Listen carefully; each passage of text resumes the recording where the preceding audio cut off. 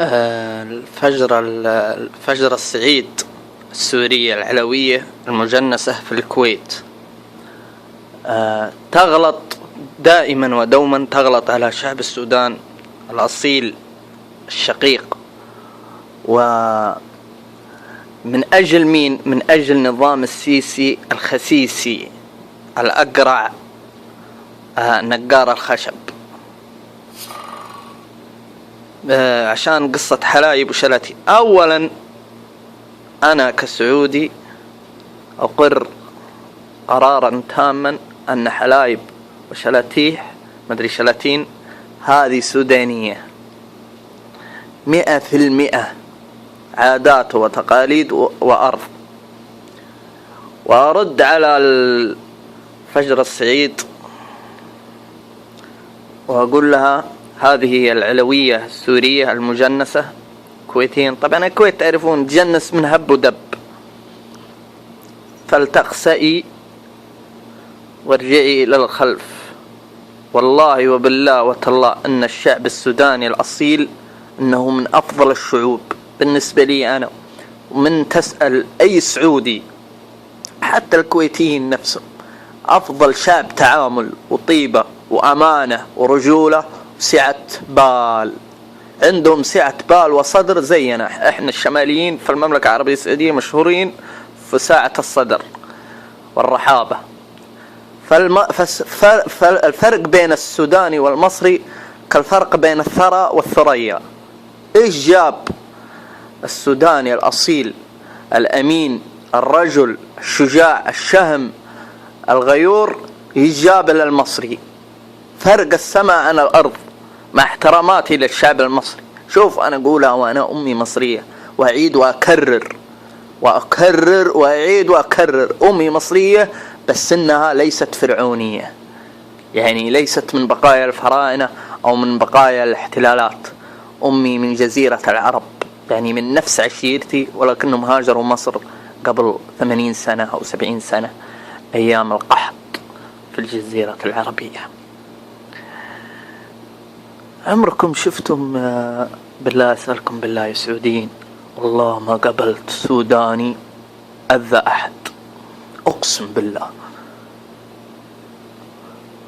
ما عمري قابلت سوداني غلط على أحد، ما عمري قابلت سوداني جاهل في التاريخ وفي العلم، ما عمري قابلت سوداني يسرق الناس، ما عمري قابلت سوداني خسيس ونذل وحقير ومصلحجي، ما عمري قابلت سوداني يقلب زي المصريين هؤلاء. جننوني يا ناس، جننوني. حمام قلاب قبل كم اسبوع نعطيهم من وطالب وخليني اكمل كلامي، نعطيهم من المليارات وقلبوا علينا اعلامهم. وطالب المملكة العربية السعودية وبأن طالب الملك سلمان بن عبد العزيز بن آل سعود حفظه الله أن يمنع الجسر، لا يسوي جسر. يا أخي أنا من محافظة بحرية على البحر الأحمر تقع مقابل الغردقة وهذا مصر، ما نبغى جسر. يا ملك سلمان الله يرحم والديك لا تسوي جسر مع المصريين. يا ابن حلال عندك جدة سوي جسر، مد جسر للسودان. المليارات اللي تعطونها المصريين عطوها السودان يا أخي. إذا أنتم ما أنتم معطينا أحد اعطونا إياه حنا. سووا سياحة هنا أو سووا ادعموا السودان يا أخي. هم الشعب يشتغل يا أخي كمان، ما هم بس المصريين وما ينكرون الجميل. أو لا المصريين لا نريدهم يتكلمون، وغيروا لغتكم، لا تتكلمون عربي يا مصريين، ارجعوا لغتكم القديمة هذه وبس ردوا لنا العرب اللي عندكم، ردوهم هنا للجزيرة وانتوا تتكلموا براحتكم. إن شاء الله تتكلموا لغة خنفسوسية بس لا تتكلمون عربي، ما نبغاكم تتكلمون فينا ولا حنا نبغى نتكلم فيكم نهائيا، فكونا من شركم يا أخي.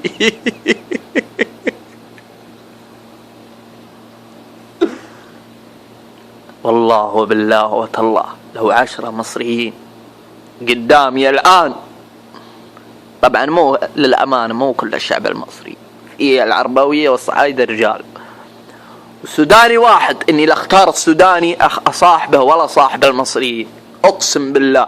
واني انا جميع اصحابي هنا في السعودية انهم سودانيين، ما صار لاني اثق فيهم يا اخي.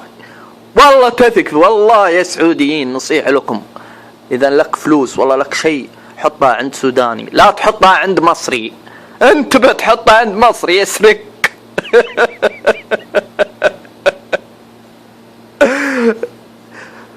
فأنت يا فجر السعيد تريدين الظهور على ظهر السودان. أنا أقول لك وقفي حدك يا علوية يا بنت الكلب. إلا السودان ما تتعرضين. السودان بلدنا، أبناء عمومتنا، أشقائنا، عروبة. مرة ما تتكلمين على السودان، جيراننا. ما تتكلمين على أهل السودان ولا على أرض السودان ولا شعبها ولا حكومتها ولا شيء. خليكي في دولتك هذه. روح شوفي الشيعة اللي عندك هذون اللي يوالون إيران، تفهمين ولا لا؟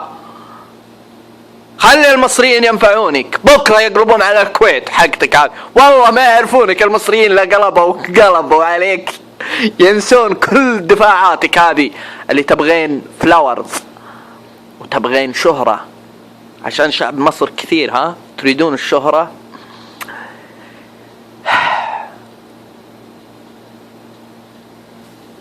بعدين حتى في اللغة العربية السودانيين أفضل من المصريين في اللغة العربية، ما في مقارنة أبدا. هذول زين أنهم نطقوا الحروف صح، الفراعنة.